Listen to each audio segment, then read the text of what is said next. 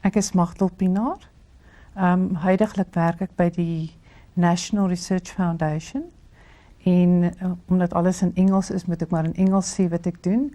Ek is 'n bestuurder van die Corporate Planning, Assessment en Benchmarking vir die organisasie. Ek het gekom waar ek nou is deur herlering, herskoling. Ek moes dit doen, ek moes dit nooit gedwonge doen. My eerste skoling was in teologie gewees en ek kon nie daardeur vir myself onderhou nie. So ek moes deur herskoling myself bring op 'n punt waar ek 'n beroep kan volg. Omdat vroue in die gereformeerde kerk nie in die roeping mag staan en dit as 'n beroep volg nie. Ek is Sanmarie van Heerden en ek het nou net my tweede jaar teologie klaar gemaak. Ek is Maureen Eberson en ek swat op die oomblik teologie aan die teologiese skool hierso by die PU vir jaar. Ek is Anel Potgieter, ek is 'n tweede jaar teologiese student aan die Universiteit van Potchefstroom. Ek is Mariana Venter. Ek het die voorreg dat dit deel van my werk is dat ek elke dag moet teologie lees. Ek doen die publikasiegereedmaking van navorsingsartikels. Verder is ek ook redaktrise van die Gereformeerde Vroueblad. En deur middel van hierdie tydskrif het ek nogal die geleentheid om soms agter te kom op 'n indirekte manier hoe vroue voel oor dinge. Van die meeste bydraes wat in die tydskrif gepubliseer word, kom spontaan en dit word geskryf deur gewone vroue lidmate. Ek is Annette van der Walt. Ek is van der Bijlpark, die Vaal-driehoek. Ek was departementshoof by die Vaal-driehoek se Technikon, hoof van die departement toerisme en skakelwese. My naam is Linda Coetzee en ek is op die oomblik 'n huweliksterapeut, maar ek werk by 'n skool met tieners. Aanvanklik het ek nie begin studeer met die oog op wat ek nou doen nie. Ek het teologie begin studeer, maar dinge het toe nou anders vir my uitgewerk. Ek is Annelies Steenkamp-Nel en ek is betrokke by 'n vrouebediening, vrouepotentiaalontwikkeling. Ek is Kokkie Helberg. Ek het in die verlede maar my man bygestaan in die getroude lewe. Maar in dieselfde tyd het ek heel wat gestudeer. Ek is 'n maatskaplike werker van beroep, so ek ken die emosie van mense. Ek is Via van Helden. Ek is 'n predikantsvrou. Ek is Kwanel Kreer en ek het teologie my BA gedoen in teologie en daarna het ek my honneurs in berading gedoen. En op hierdie oomblik dink ek daaraan om volgende jaar aan te gaan met my M in berading. My naam is Ronel. Ek is 'n teoloog, want ek kan nie 'n predikant wees nie. My kerk verhinder my om dit te wees. So ek beskou myself maar as 'n teoloog, wat my ook self verder in teologiese studies kwalifiseer. Ek is Georgina Jardine. Ek is huidiglik 'n deeltydse dosent aan die teologiese fakulteit van Potchefstroomse Universiteit vir Christelike Hoër Onderwys. Ek is ook getroud en 'n ma van 3 en ek het aanvanklik my studierigting is in die Islamkunde. En huidiglik is ek in Hebreëus en Semitiese tale. Ek is Sarah Jane Wessels. Ek is 'n predikant. Ek is amper 65, mag jy ook weet. En ek is 'n predikant in Rustervaal, die Verenigende Gereformeerde Kerk. My gemeente bestaan hoofsaaklik uit bruin Afrikaans sprekende mense.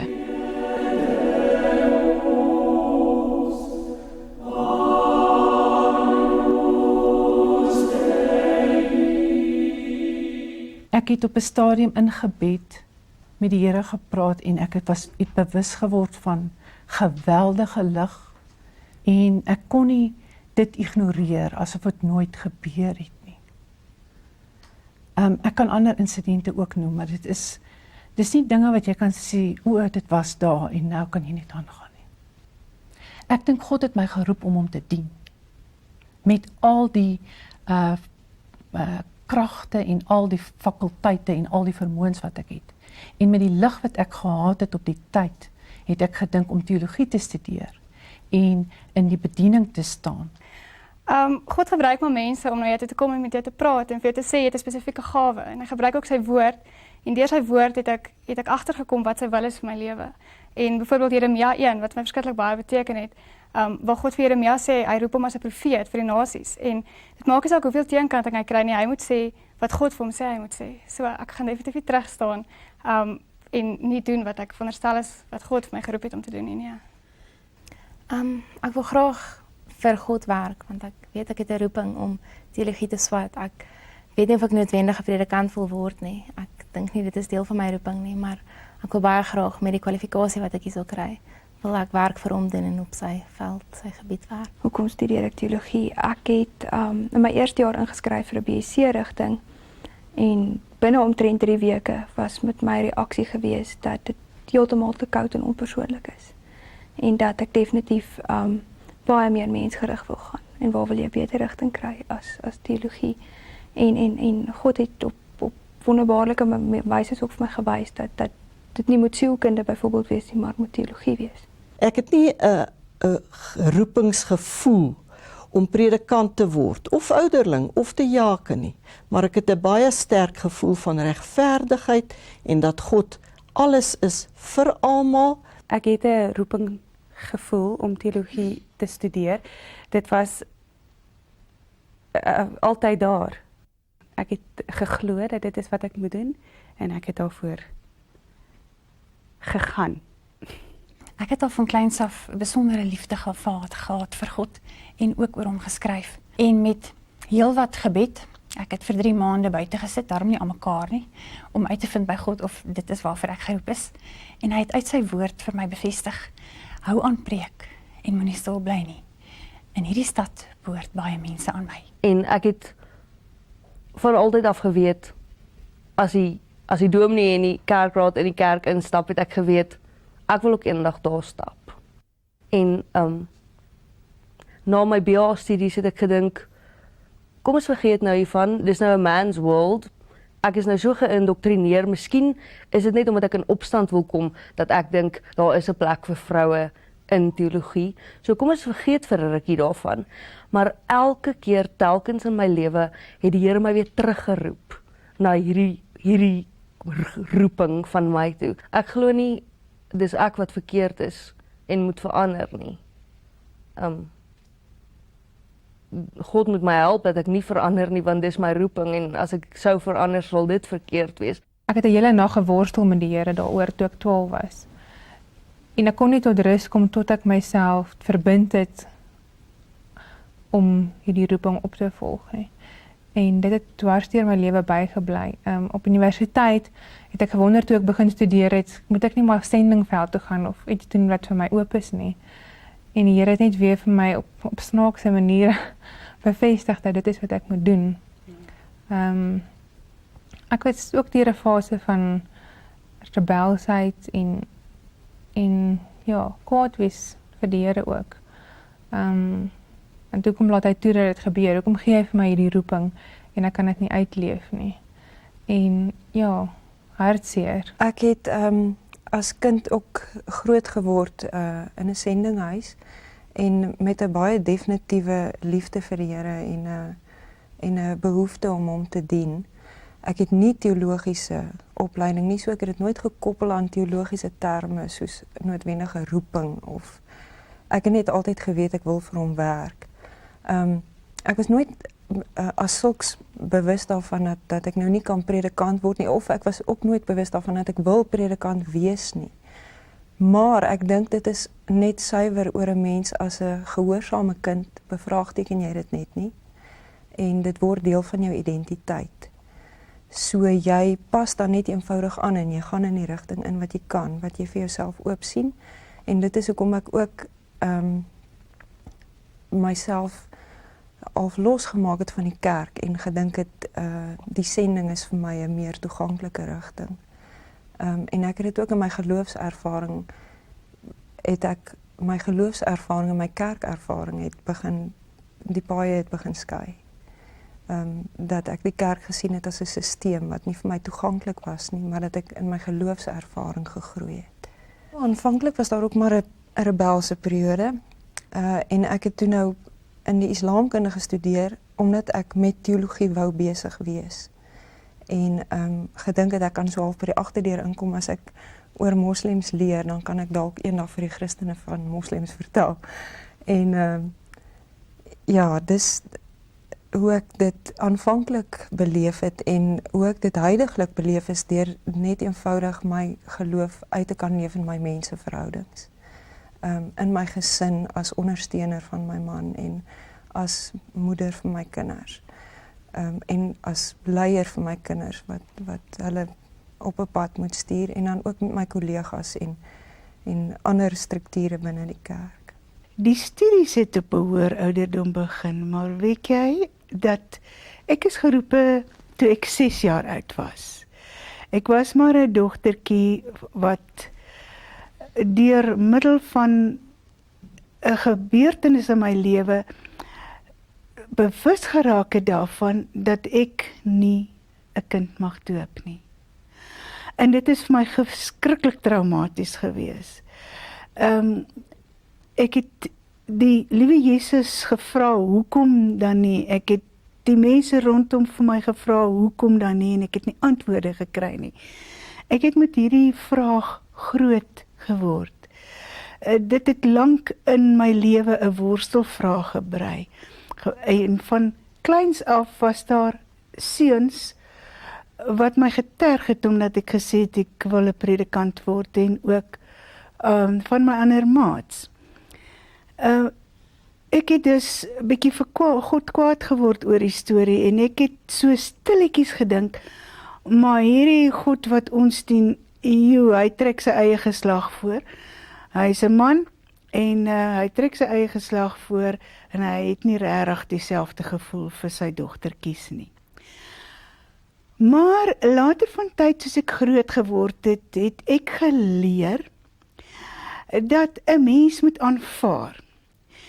En sekere van die aanvaardingsteologie van my tyd was so ietsie soos, jy weet, keisera, sera, whatever will be, will be. Laat Gods water nou maar oor Gods akker loop en 'n goeie Christen aanvaar maar net wat oor jou kom, dan is jy 'n goeie Christen. En jy is nou maar eenmaal 'n vrou en aanvaar maar net die dinge. Ek het toe geleer om 'n goeie Christen te wees en ook maar die dinge onderdruk en probeer om vrouedienste by te woon en daarna toe te gaan. Ek was baie ongemaklik in vrouedienssituasies. Dis vir my baie ongemaklik as daar net vroue alleen by mekaar is. Nou ja, ek het ook maar nie die moed gehad op daai stadium van my oortuiging om iets anders te sê nie.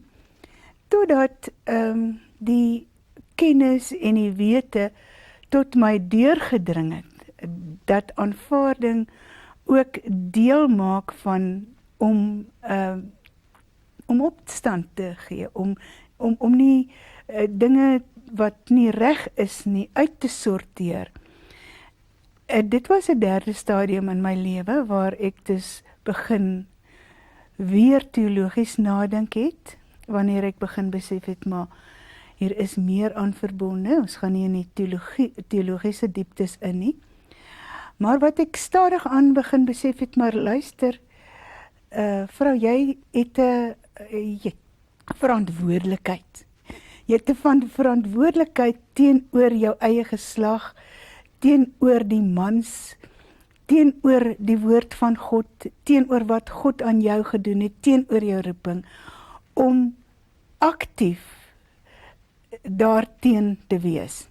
Nou, ek is ook maar nie een wat my bra verbrand op 'n stok rondloop daarmee nie, maar ek het gevoel dat my wyse van aktief daarteen wees is om met verdrag te begin wys wat ek as vrou dus dan kan doen in die koninkryk van die Here. En toe my studies in goed begin.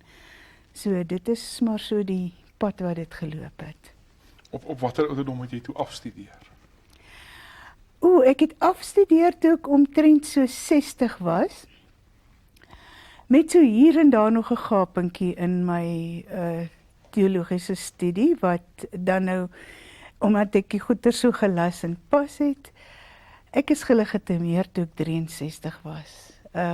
toe ek 60 was, my kerk het op daardie stadium 'n afsnydatum gehad. En net van 60, en net hierdie week het ek gelees dat hulle nou 'n vrou van 73 gelegitimeer het. So jy besef dat die paaie wat jy geloop het, het jy tog mee, as dit dan op 'n stil manier was, verander weer paaie oopgetrap. Ek is nou 65, so met ander woorde, in die kerk waar ek is, moet ek nou emeriteer. Ek sal aktief betrokke bly. Die feit dat ek nou 'n dominee is, maak dat mense anders na my luister, maak dat my woorde anders is, maak dat ek my hande mag oplig en seën. Al is ek ook 'n emeritus predikant, is ek seker dat vorentoe aan my uitlewing van my roeping geweldig anders kan wees, omdat my kerk se oë daarvoor oopgegaan het.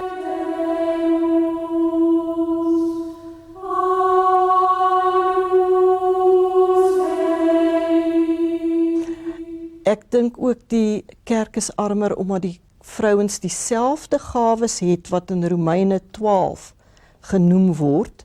Daar word nie gediskrimineer tussen mans en vrouens in Romeine 12 nie. En daar word onder andere die gawe van woordbediening, profesie en dienslewering genoem. Soos ek reeds gesê het, dat vroue in sekere opsigte uitnemend toegerus is vir dienswerk in die gemeente, en dan kan dit ook in die ampte wees. Wat ek reeds aangeraak het, sou byvoorbeeld tuis hoort by die werk van 'n diaken. Daardie versorgingswerk, en ek bedoel dan eintlik emosionele versorgingswerk, is 'n baie belangrike faset, en ek dink 'n vrou kan 'n baie positiewe rol speel in hierdie opsig. En verder het ek verseker die gawe om die woord te verkondig, wat ek wel gedoen het in katekisasie vir meer as 1 jaar. Ek dink dit sal baie meer pastoraal raak. Dit sal meer die hart van die mens in sy konteks raak en aanspreek. Ek wil nie die liturgie wat die mans daar gestel het wegvat nie. Ek voel nie dat daar saamgewerk gaan word aan iets wat die mens in holistiese wyse gaan bedien, wat nie net een kant van jou gaan bedien nie, maar veral die pastorale, die omgee, die daar wees vir mense, die beskikbaarheid, die hele liturgie sal dan ook die woord diens, worship kan beter uitspel.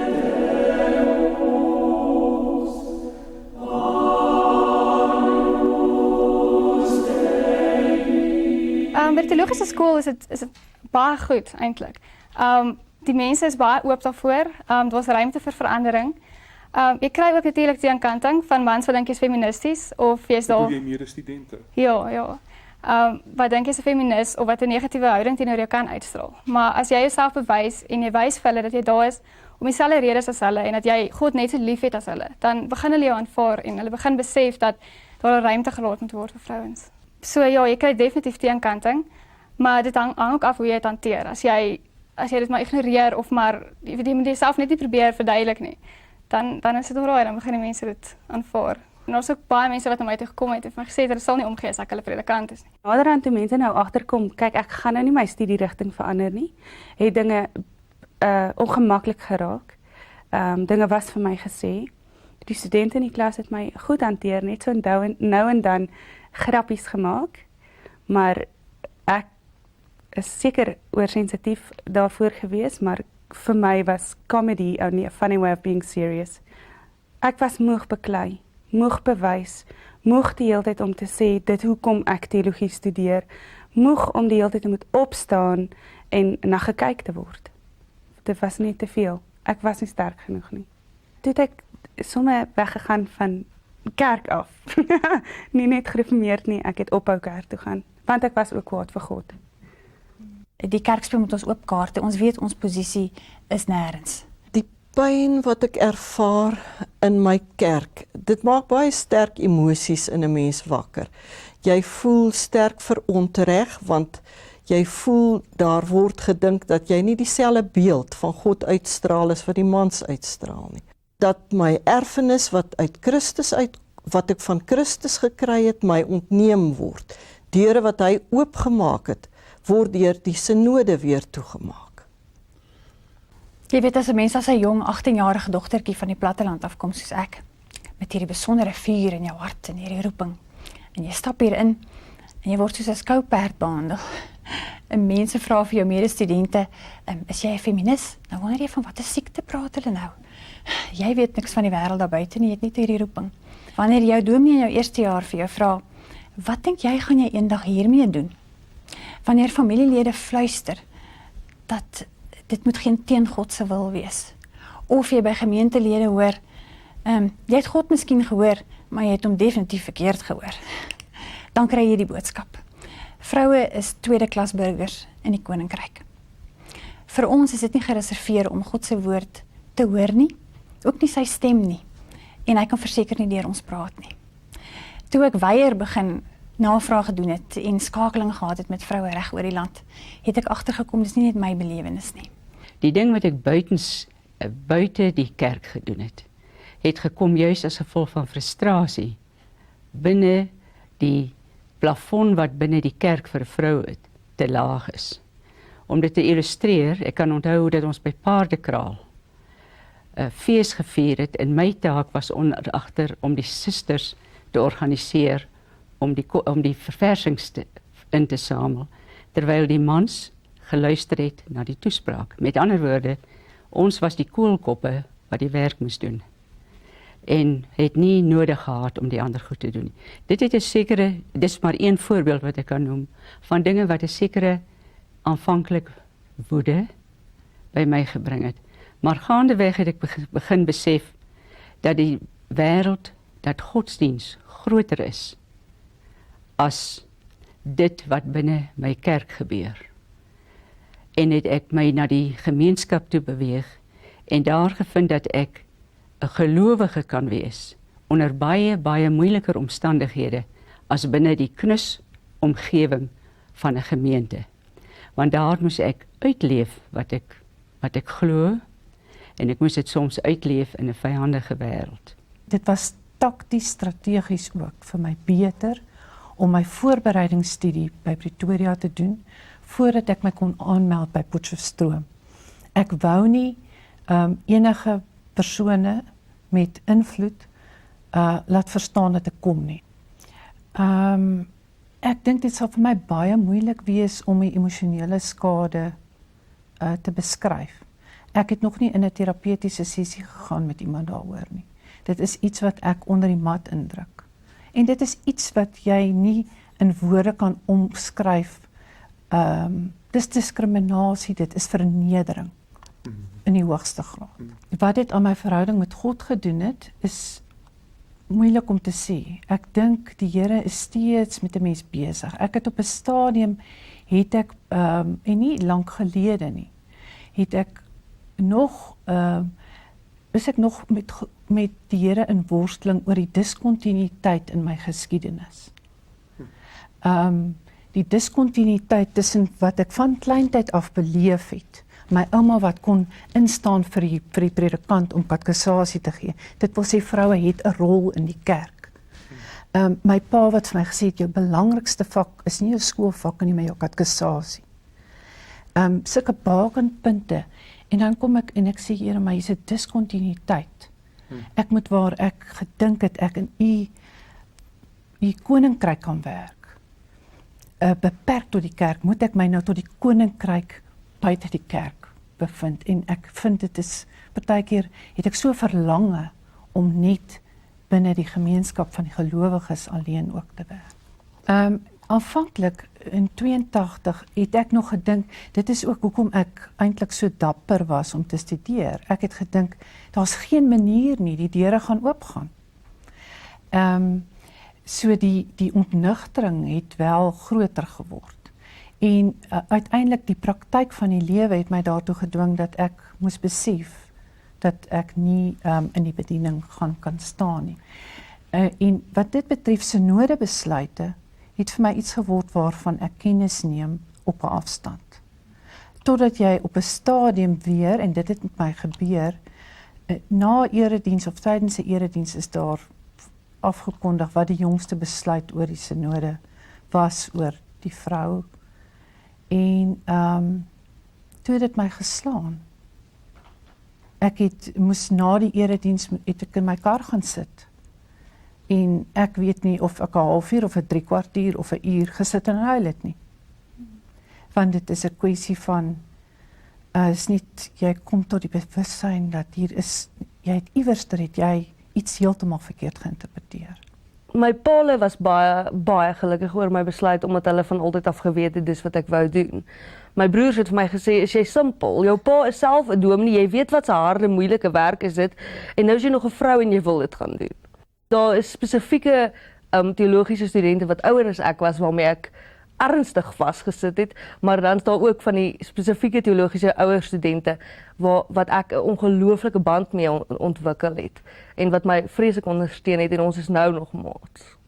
Ek is baie gelate daaroor, my aggressie is weg daaroor. Ek dink amper my hartseer is ook weg daaroor, maar die hoop is nog daar. Die hoop is definitief nog daar.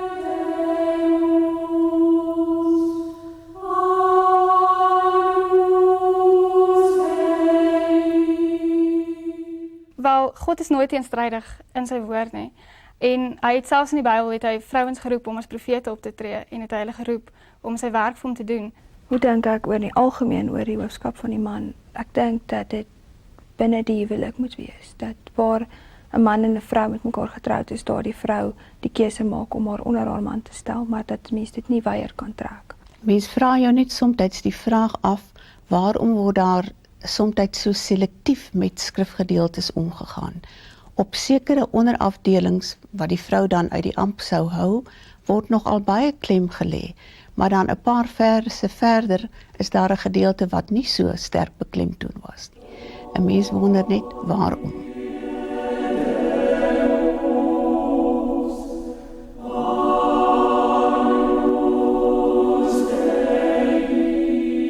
God het my spesifiek as 'n vrou geskape en hy het my gawes gegee wat mans nie altyd het nie. So spesifiek om met mense te werk wat seer het en so wat ek persoonlik glo vrou in sekere situasies beter kan doen. Vroue het net soos mans gawes van verstand en insig en oordeel. Ek dink want 'n vrou sal spesifiek kan inspeel en sy dra nadere kennis van sekere fasette van bediening as wat 'n man sou hê. Daar is gepreek die oes is groot en die arbeiders is min. En soos dit nou is, sit alle vroue en mans in die gemeente en luister. En dit het my getref dat, eintlik sê hy hierso, vroue druk julle ore toe, moenie verder luister nie, want ek bedoel dit eintlik nie vir julle nie. Julle kan nie arbeiders wees nie. Dit het my geweldig ontstel, en ek het ook besef dat vroue dan nie ook kan uitgaan en die evangelie verkondig nie. En dit is die opdrag van die Here Jesus self. Ek het so gehuil in my BA jare oor die saak dat ek naderhand dit heeltemal onder die mat geskuif het en dan op sekere stadiums dan kom die emosie weer op. Soos iemand my vertel het wat 97 of 97 synode besluit dan kom dit emosie net los. Ek een aand wakker geword en ek is so hysteries gehuil in my slaap. En ek kon nie ophou huil toe ek wakker word nie en dit was net vir my bewys dat dit so in my onderbewussyn gedruk is, al die emosie. So ek dink daar's baie emosie daaraan gekoppel, maar mens onderdruk dit ter wille van jou eie sanity. In my huisgesin as sulks nog nooit nie van my ouers se kant af of ons huisgesin of in my huwelik as sulks nie. Wel in die groter familie opset waar 'n ou nou maar op 'n stadium begin agterkom, dis nie goed as jy saam met mans sit en gesels nie, alhoewel die dinge waaroor hulle gesels het vir my gewoonlik interessanter was. So 'n mens het wel begin agterkom jy's nie oral welkom nie. Ek kan nie sê dat daar ooit as sulks teen my gediskrimineer is in die werksopset nie. Meer 'n sin van agterdog. van wat maak jy eintlik hier? Dat 'n mens op die oppervlak word jy verwelkom, maar dat daar wel, jy tel die gevoel op dat mense dink jy's 'n closet feminist of iets. En veral van vroue ook. Vroue binne die kerkstruktuur wat nie daarvan hou as 'n mens die struktuur bevraagteken nie. Omdat hulle nie wil geassosieer wees met 'n aggressiewe feminisme nie. Waarmee ek myself ook nie wil assosieer nie, maar sodra ou die dinge bevraagteken dan is dit maar so. Dit gaan baie diep. Diep goeters is partykeer verskriklik moeilik om in woorde te sê. 'n Geweldige diepe dankbaarheid. En asof ek dit net nie kon glo nie. Is net hierdie, jy wil gedurig vir jouself knyp, maar is dit waar? En dan, toe ek daar staan en ek sê ja, het ek onmiddellik aan my ander susters gedink, so het ek dit ook in die kerkbode oorgedra, wat nog nie die geleentheid het nie. Daarom sou ek ook vir u sê, dink aan die ouer mense, as julle kerk so 'n stap neem. Toe ek georden is, ja, dit is weer 'n keer 'n baie diep emosie vir my gewees. Ek het op een oomblik, toe ek daar staan en ek voel die man se hande so op my koppe, want daar was net mans wat kon hande op my kop sit. En ek voel die gewig daarvan en ek net gewonder, maar kan dit waar wees? Is ek dit waardig? Dan kom daai ou gevoel waarmee jy groot geword is, eenvoudig weer terug. Ek is maar net 'n vrou. En toe ek daar opstaan, ons dra mos togas in die VGK, by geleentheid en my seun die toga om my skouers hang, toe sê ek ja, ek is 'n vrou, ek mag.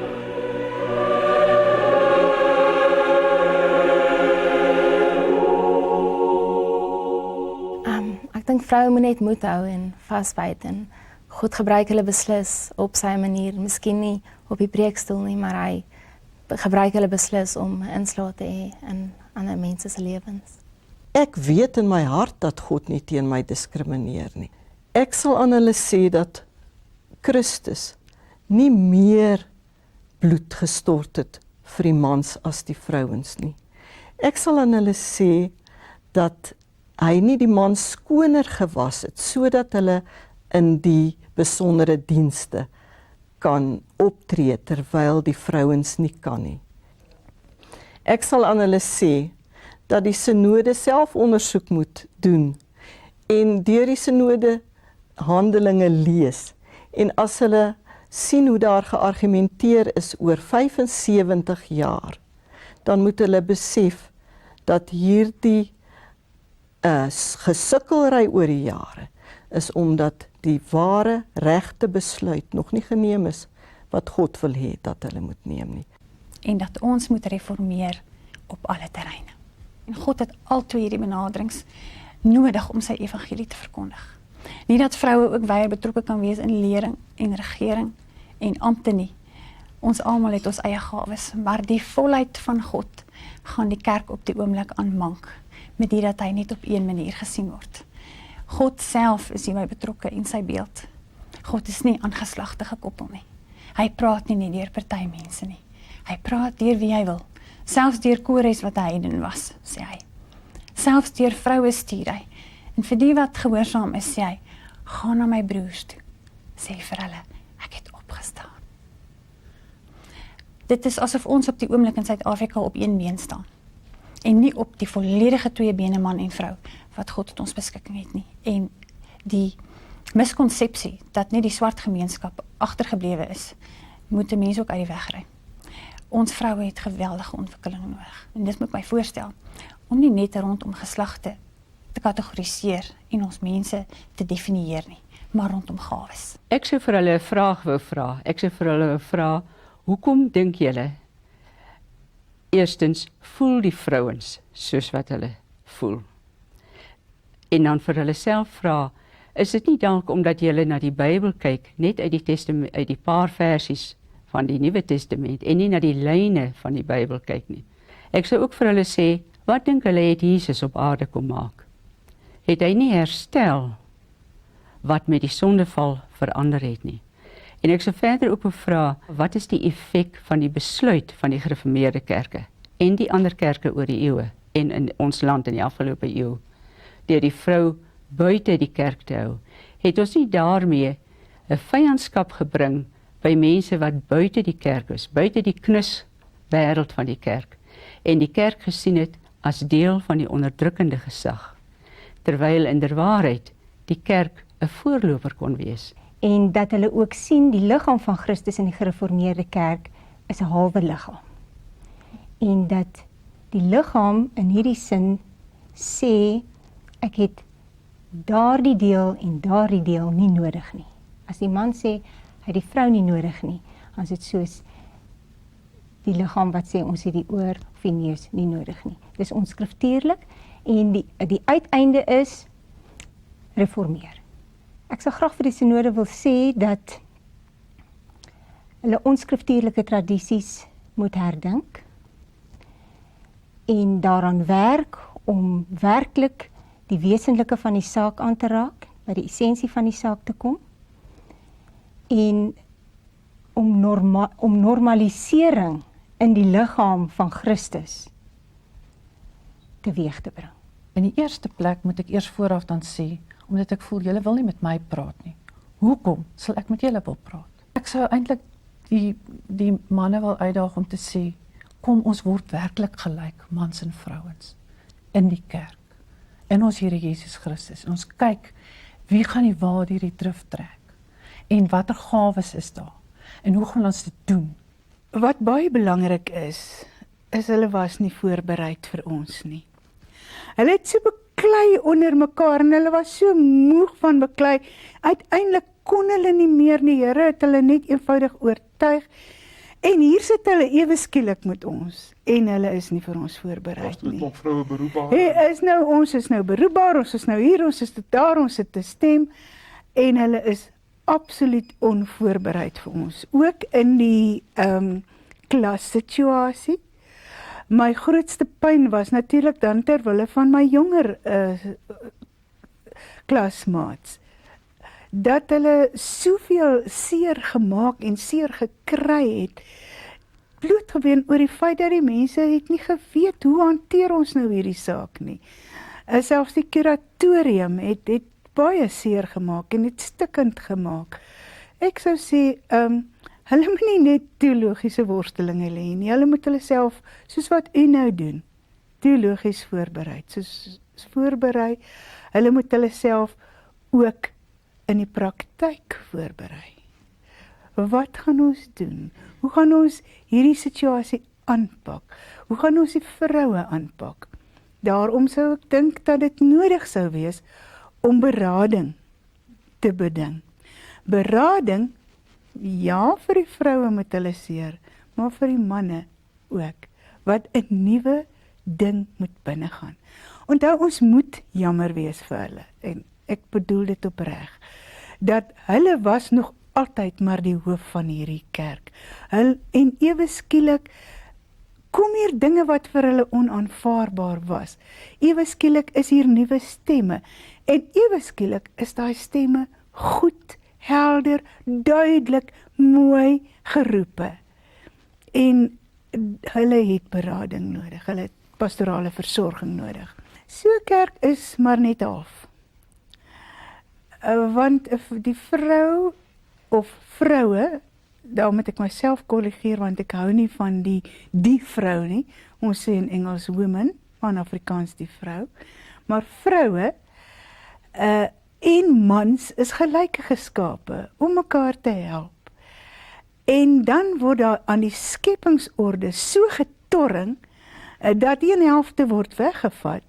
Met ander woorde, die ding raak heeltemal skeef, top heavy, en dit is 'n arm kerk. Hulle is gefrustreerd, want die arme hoof van die huis bly eensaam agter.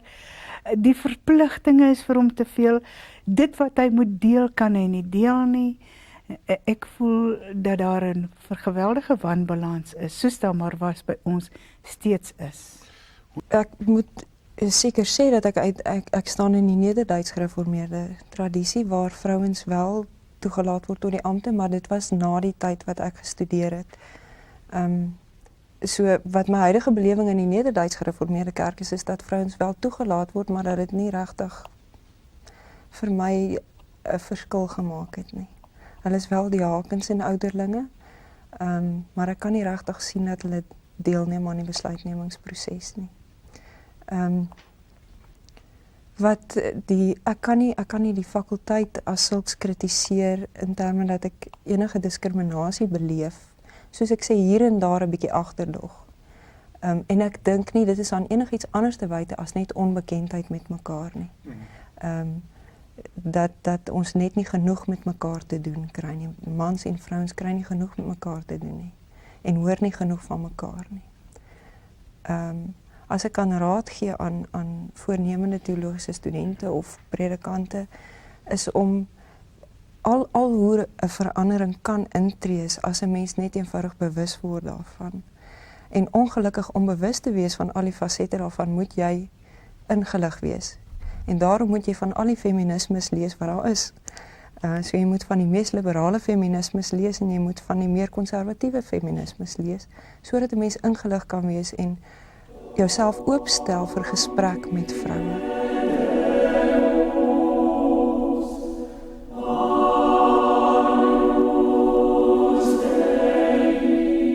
'n Groepie lidmate van die Gereformeerde Kerk het na die vorige sinode is self 'n studie gemaak van die saak van die vrou in die kerk, omdat ons nie kon glo dat daar nog steeds klei getrap word. Daarom het ons dieselfde ou studie gaan oordoen wat al die ander gemeentes en die sinode reeds gedoen het. En daar's baie persepsies oor wat vrouens in die gemeentes doen. My opdrag was om deur 'n steekproef uit te vind presies wat doen hulle. En ons bevinding was dat daar geen terrein op die kerklike lewe is waar die vrou nie insette lewer nie. Nou al hierdie dinge doen sy nie amptelik, maar sy mag dit nie amptelik doen nie. Die enigste ding wat ontbreek is die titel. En ek dink daar behoort selfondersoek by die sinode te wees hieroor.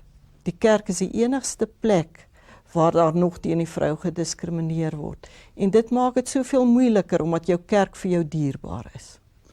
En toe ek gaan kyk na gaan met vrouens praat en gaan kyk wat het hierdie besluit terapeuties aan hulle gedoen. En emosies daar wat uitgekom het was verwerping, skuld, pyn, haat, baie 'n diep gewortelde ernstige terapeutiese probleme het ontstaan. Maar wat die sterkste ten vore gekom het was skuldgevoel. Die wat wegbeweeg het van hulle roeping, die skuldgevoel dat hulle nie doen wat God vir hulle sê om te doen nie. Ek staan nou maar aan die voorpunt van my studies wat die aspek van identiteit van vroue in die Islam betref. Hoe dit vir my op die oomblik hoe ek klarigheid daaroor gekry het, is dat die rol wat aan vroue toegeken word uit 'n natuurlike kulturele hiërargie spruit. Daar's nie werklik Koraniese basis daarvoor nie.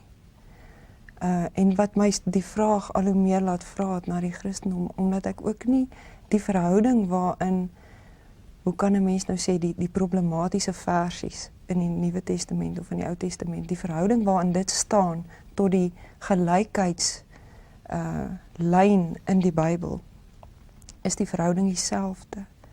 Maar die toepassing in die Christelike tradisie van ook dat vroue nie toegelaat word tot onderrig nie, lyk vir my na 'n kulturele oorblyfsel.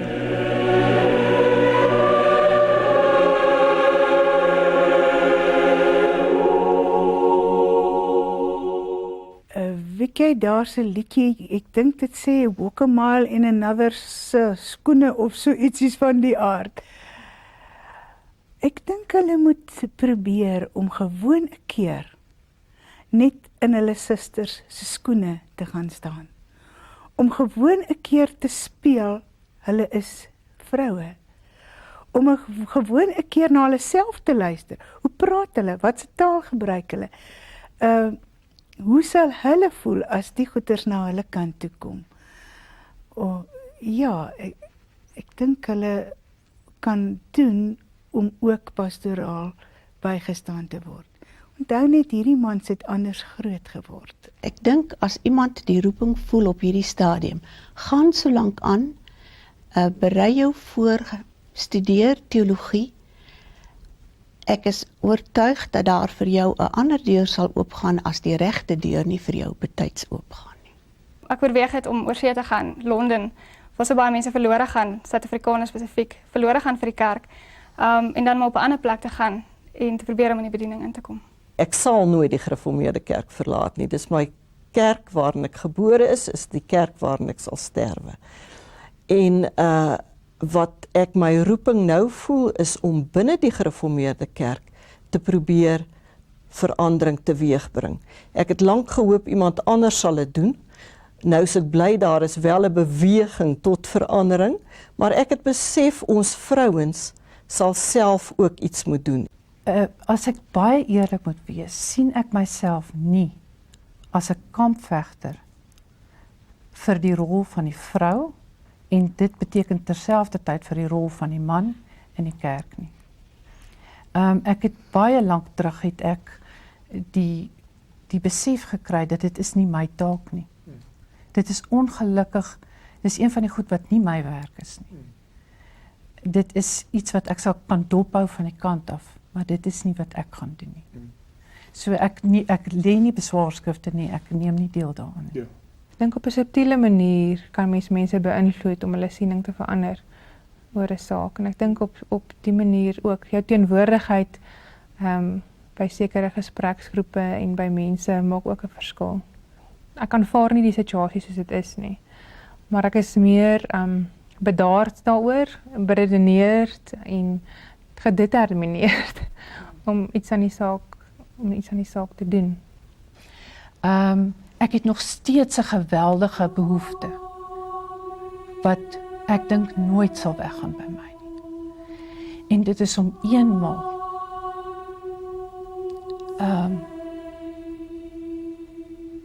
met die nodige gesag die seën oor mense te kan uitspreek. God se seën.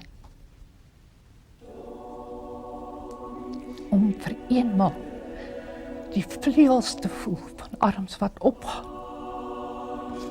en sê, God seën jou.